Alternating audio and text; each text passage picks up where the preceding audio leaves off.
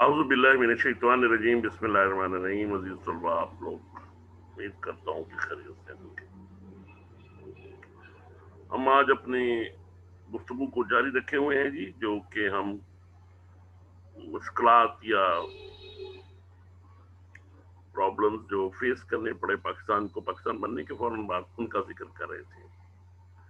अब हम देखते हैं जी, 8 नंबर पर असासों और वाजबात की तकसीम के जो प्रॉब्लम पेश आया वो क्या था।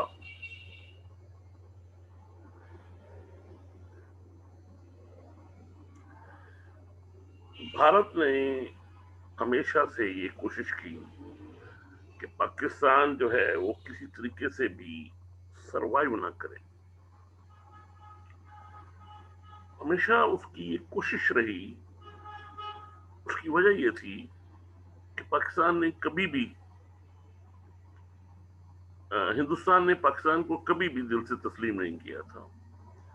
वो यही समझते थे कि अगर हम कुछ पॉलिसी इस किस्म की अपनाएं जिससे पाकिस्तान परेशान होकर हमें दोबारा दरखास्त करे कि हमें हिंदुस्तान में शामिल कर लो, तो वो टैक्टिक्स इस्तेमाल करते रहे। बड़ी मक्कारी से, चालाकी से चालें चलते रहे पाकिस्तान को दोबारा हिंदुस्तान में शामिल करने के लिए। वाजबात की जो तकसीम का मसला है वो भी कुछ इसी किस्म का है। तय ये हुआ था कि तमाम असासों में पाकिस्तान का हिस्सा 17.25% होगा। दफातर का समान तकसीम होना था। टाइपराइटर, रेफ्रिजरेटर, मोटर, कारें, मेजें, कुर्सियां, अलमारियां, इसमें सब कुछ था। दिल्ली रेडियो स्टेशन का एक ट्रांसमीटर पाकिस्तान के हिस्से में आना था, मगर सरदार पटेल ने इसको देने से इनकार कर दिया। दफ्तरी सामान का बहुत कम हिस्सा पाकिस्तान पहुंचा। रिजर्व बैंक में हिस्सा, रेलवे का सामान और इस किस्म की दूसरी चीजें तकसीम होना थी। बास की तकसीम के बारे में तो भारत ने साफ इनकार कर दिया और बाकी को तोड़ फोड़ कर पाकिस्तान के हवाले किया। हेक्टर बोलिथो के अल्फाज में उन्होंने हिंदुस्तान की इस मौजू के ऊपर किताब लिखी है कि जब कराची में आजादी की अलमनाक सौगात को खोल कर देखा गया तो इसमें कोई चीज ऐसी न थी जिससे सरकारी दफ्तर कायम हो सकते। बहरी जहाजों, तैयारों, टाइपराइटरों से ज्यादा जरूरी चीज अस्पताल के आलात थे। कराची में परेशान डॉक्टरों ने देखा कि आलात जराई के जरूरी पुर्जे हिंदू निकाल कर ले गए थे। एक्सरे और इलाज मुआवजे में काम आने वाली मशीनरी का भी यही हाल था। बड़े सीजर के सरमाए में पाकिस्तान का हिस्सा 75 करोड़ रुपया मुकर्रर किया गया था। इसमें से 20 करोड़ सिर्फ अदा किया गया और बाकी 55 करोड़ की अदायगी के लिए टाल मटोल से काम लेना शुरू किया गया। सरदार पटेल ने धमकी दी कि जब तक कश्मीर का मसला हल नहीं होता माली असासे नहीं दिए जाएंगे। लिहाजा भारतीय हुकूमत ने रिजर्व बैंक ऑफ इंडिया को हिदायत की कि पाकिस्तान का 55 करोड़ रुपया ना दिया जाए। गांधी जी ने मुदाखलत करके सिर्फ की, जिस पर 50 करोड़ रुपया मिल गया। 5 करोड़ अभी भी इंडिया के पास बाकी है।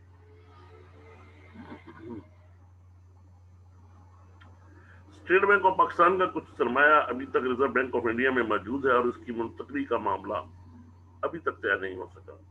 इसमें से 26 करोड़ 39 लाख का सोना और सोने के सिक्के, 10 करोड़ 10 करोड़ 16.5 लाख मालियत cash, travelling securities 1 crore 31 lakh रुपए की हुकूमत की सिक्योरिटीज और 38.5 लाख रुपए के सिक्के शामिल हैं जो भारत अब तक दबाए बैठा है। फौज की तकसीम, हिंदुस्तानी फौज में 63% के लगभग मुसलमान सिपाही थे। अक्सरियत पाकिस्तानियों की थी, लेकिन बटालियन साइज का कोई पूरा मुस्लिम यूनिट पूरी फौज में न था। अलबत्ता हिंदू और गोरखा रेजिमेंट मुकम्मल थी। अंग्रेज मुसलमानों को बहुत खतरनाक समझा करते थे, इसलिए इनको मुख्तलिफ यूनिटों में बखेर दिया करते थे। मुस्लिम कंपनी होती थी और एक बटालियन 4 कंपनियों पर मुश्तमिल होती थी। इब्तदा में कोशिश की गई कि फौज तकसीम ना हो, लेकिन फौज कौम की खुद मुख्तारी की अलामत और लोगों की पुष्ट बनाई होती है। लोगों के ख्याल और इनकी मर्जी से बाहर वो अपना वजूद ही नहीं रखती, लिहाजा ये तजवीज ना मानी गई। और अगर फौज तकसीम ना होती और अंग्रेजों के जेर कमान रहती तो वो आखिरकार हिंदुओं के हाथ में चली जाती। फौज की नफरी और फौजी साजो-सामान की तकसीम का काम commander in chief sir Claude अल्कनिक के सुपुर्द किया गया, जिसका नया ओहदा सुप्रीम कमांडर का था। भारत को लीडरों को तो ना थी कि ये काम जल्द खत्म हो जाएगा, मगर अल्कनिक ने ये काम 15 अगस्त तक मुकम्मल कर लिया। इस पर कांग्रेसी लीडरों और हिंदू अखबारों ने शोर मचाना शुरू कर दिया कि अल्कनिक ने भारत का दुश्मनी है। माउंट बैटन ने अल्कनिक से कहा, हिंदू इल्जाम लगा रहे हैं कि वो पाकिस्तान की हिमायत कर रहा है। इसने पाकिस्तान की मौक़िफ़ की हिमायत की और कहा कि हिंदू बगैर किसी जवाब के पाकिस्तान की मुखालफत कर रहे हैं। पाकिस्तान ने मुश्तरका दफाई कौंसिल को बचाने के लिए एहतजाज किया, लेकिन नवंबर 1947 को वो खत्म कर दी गई और माउंट बैटन चुपके से बरतानवी हुकूमत से ये फैसला करा लिया कि आर्कनलिक को वापस बुला लिया जाए। आर्कनलिक ने वज़ीर आज़म बरतानिया को बताया कि मुझे ये बात कहने में जरा भी हिचकिचाहट नहीं है कि भारत की मौजूदा वजारत इस बात का पक्का इरादा कर चुकी है कि वो पाकिस्तान को मजबूत बुनियादों पर कायम होने से रोकने के लिए हर इक़दाम उठाएगी। तमाम बरतानी अफसर जो हालात से वाकिफ हैं मेरी इस राय से इत्तफाक करते हैं। मुसलमान सिपाही हिंदुस्तान की यूनिटों से छोटे छोटे ग्रुपों में आने शुरू हुए। बाद सूरतों में वो निहत्थे होते थे और बाद औकात जान बचाकर पहुंचते थे। चुनाचे हमें इन छोटी छोटी टुकड़ियों से अपनी फौज इस तरह तैयार करना पड़ी जिस तरह तस्वीर मुअम्मे के मुख्तलिफ टुकड़ों से तस्वीर तैयार की जाती है, मगर इसमें भी कई टुकड़े गायब थे। हमारे पास ना तरबियत याफ्ता, नीम तरबियत याफ्ता और आला तरबियत याफ्ता सभी किस्म के लोग थे। ये मुख्तलिफ यूनिटों और इलाकों से आए थे। हमें इनको मिलाकर मुख्तलिफ किस्म के लड़ने वाले या इमदादी दस्ते, रेजिमेंट, डिवीजन और कोर बनाने थे। बहुत से फौजी स्टोर और साजो सामान जनूबी हिंद में था, जिसमें हमारा हिस्सा भी शामिल था। तकसीम के मुआहदे के तहत हम फौजी सामान और हथियारों से भरी हुई 160 ट्रेनें ले जाने का हक रखते थे, लेकिन इसमें से बहुत थोड़ा हिस्सा पाकिस्तान पहुंचने पाया और जो गाड़ियां आई भी तो इनके डब्बों में ईंट, पत्थर और तबाहशुदा सामान भरा हुआ था। गर्ज हमारी फौज के पास असले की बड़ी कमी थी और वो सख्त मुनज़्ज़म भी थी। फिर जल्दी से महाजरीन की हिफाजत के लिए जो लाखों की तादाद में पाकिस्तान आ रहे थे, उनके काफिलों के साथ साथ जाना पड़ता, जिनसे कश्मीर की लड़ाई में हिस्सा लेना पड़ा। इस तमाम अरसे में फौज के पास ना तो कोई मुनज़्ज़म यूनिट था और ना कोई साजो सामान और गोला बारूद भी ना होने के बराबर था। हालत इतनी खराब थी कि शुरू के चंद बरसों में हर फौजी को मशक के लिए सिर्फ 5 कारतूस हालत इतनी खराब थी कि शुरू के चंद बरसों में हर फौजी को मशक के लिए सिर्फ 5 कारतूस फी साल की इजाजत मिली थी।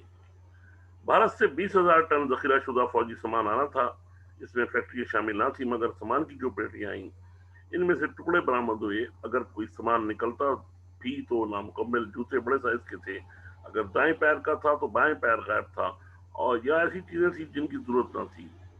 951 में हिंदुस्तानी फौज के मुकाबले में हमारे पास ले दे के कुल 13 टैंक थे, जिनके इंजनों की उम्र सिर्फ 40-50 घंटे रह गई थी।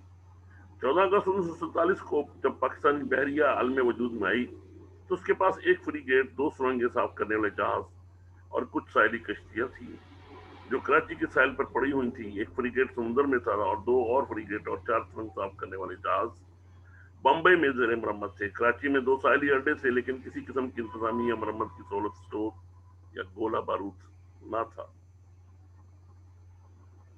सिर्फ 2 पाकिस्तानी अफसर ऐसे थे जिन्होंने 8 बरस बहरिया खिदमत अंजाम दी थी। मशरकी बंगाल में कोई बहरी स्टेशन ना था। अलगर्ज अफवाज और फौजी सामान इस तरह तकसीम हुआ कि पाकिस्तान के हिस्से में जो कुछ आया वो ना मुनज़्ज़म फौज थी, ना बहरी बेड़ा और ना फिजाई बेड़ा। असला साज कारखाने और फौजी ज़खायर भारत में रहे।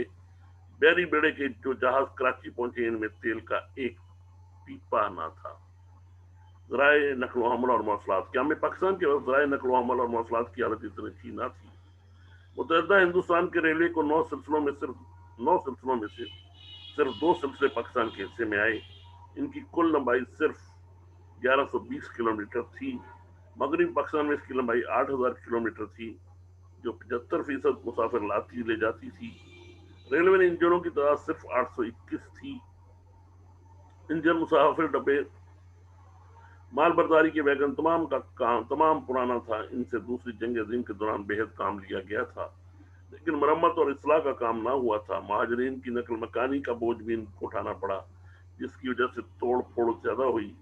پاکستانی سلسلے کی ریلوے لائن پر چلانے کے چند نئے ریلوے انجن باہر سے آئے تھے، جو مغل پور کے ریلوے یارڈ میں کھڑے تھے۔ ہندو اہلکاروں نے ریلوے انجنوں کو ایک ساتھ چپکے لاہور سے دکن کی طرف بھجوا دیا، اور پھر وہ پاکستان کے کنٹرول سے باہر تھے۔ پاکستان کو ریلوے کا بہت کم حصہ ملا، اور وہ بھی بے شمار فنی اور انتظامی خرابیوں کا شکار تھا۔ ریلوے کو چلانے کے لیے جو کوئلہ تھا وہ بھارت سے آتا تھا، جس کے اصول میں بڑی دشواریاں تھیں۔ کوئلے سے چلنے والے ریلوے انجنوں کو بدل کر ڈیزل چلنے والے بنایا گیا، اور اس طرح کوئلے کے بارے میں ہندوستان کی متاجی سے نجات ملی۔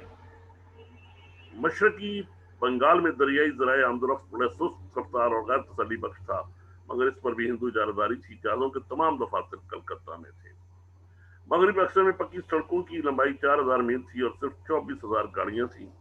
سڑکیں معاشی ضروریات کے لحاظ سے نہیں بلکہ دفاعی مقاصد کے لیے بنائی گئی تھیں، جو ریلوے لائن کے متوازی تھی۔ ان کی حالت بھی خراب تھی۔ ملک کے تجارتی بیڑے میں صرف 3 جہاز تھے، جن کی مال برداری کی گنجائش ناکافی تھی۔ بیرونی تجارت غیر ملکی جہازوں کے ذریعے ہوتی تھی، جن پر زر معادلہ کی ایک بڑی رقم بطور کرایہ ادا کرنا پڑتی تھی۔ بیرونی تجارت غیر ملکی جہازوں کے ذریعے ہوتی تھی، جن پر زر معادلہ کی ایک بڑی رقم بطور کرایہ ادا کرنا پڑتی تھی۔ پاکستان میں صرف کراچی اور چٹاگانگ کی بندرگاہیں تھیں، جن میں مال برداری کی سہولتیں کم تھی۔ سامان چڑھانے، اتارنے اور ذخیرہ کرنے کے سلسلے میں انتظامات معمولی تھے۔ چٹاگانگ کی بندرگاہ میں سالانہ 5 لاکھ ٹن سامان اتارنے کی گنجائش تھی۔ صرف ایک چھوٹی سی ہوائی کمپنی تھی، جس کا نام اورینٹ ایئر ویز تھا، جس نے اپنا صدر دفتر کلکتہ سے کراچی منتقل کر لیا تھا۔ ٹیلی فون کی سہولتیں نہ ہونے کے برابر تھی۔ نہ کوئی ٹیلی فون بنانے کا کارخانہ تھا، نہ کوئی مرمت کا۔ ریڈیو اسٹیشن صرف ڈھاکہ، لاہور اور پشاور میں قائم تھے۔ اقتصادی پسماندگی یا معاشی پسماندگی، پاکستان جن علاقوں پر مشتمل تھا وہ اقتصادی اور صنعتی لحاظ سے انتہائی پسماندہ تھے۔ ہندو انگریز گٹھ جوڑ کے سبب یہ علاقے خام مال کی پیداوار اور فوجی بھرتی کے لیے مخصوص ہو کر رہ گئے تھے۔ بیرونی تجارت زیادہ تر ہندوؤں کے پاس تھی اور بھارت کے ساتھ تھی۔ 1949 میں کشیدگی کے سبب جب بھارت نے پاکستانی مال کی خریداری بند کر دی تو دوسری منڈیاں تلاش کی گئیں۔ صنعتوں کا وجود نہ ہونے کے برابر تھا۔ بھارت میں بنیادی قسم کی صنعتیں موجود تھیں، مگر پاکستان ان سے محروم تھا۔ ایک اندازے کے مطابق بر اسکل کے کل 394 سوتی کپڑے کے کارخانوں میں سے صرف 14 پاکستان کے حصے میں آئے۔ ریشمی یا اونی کپڑا تیار کرنے کا کوئی کارخانہ نہ تھا۔ سیمنٹ سازی کا صرف ایک کارخانہ تھا، اگرچہ اس صنعت کے لیے جسے چونے کے پتھر، جپسم اور خاص مٹی کی ضرورت ہوتی ہے، اس کی وافر مقدار ملک کے اندر موجود تھی۔